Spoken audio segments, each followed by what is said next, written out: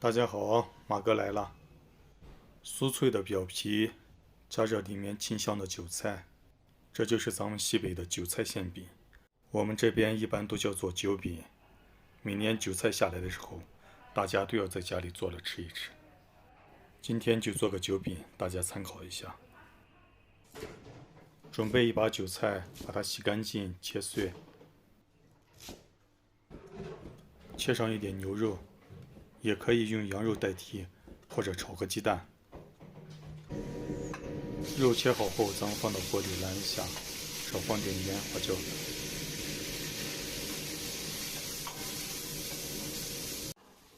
韭菜里边撒一点盐、花椒粉，然后倒入咱们炒好的肉，倒上一点菜籽油，然后把它搅拌均匀。旋子这就做好了，咱们准备和面。盆内倒入面粉，加入一点点菜籽油，然后倒入滚烫的开水，记得水一定要开，把面烫熟，把面搅成絮状，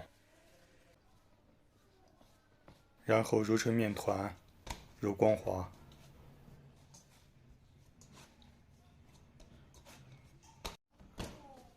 揉成面剂子，然后分成大小一样的面团。把分好的面团擀开，把两个擀成一样的大小。在擀好的面的中间放上咱们准备好的韭菜，然后把擀好的另一张面饼盖在上面，把边子压好。边子压紧后，也可以简单的捏个花边。电饼铛内咱们倒入油，然后预热一下，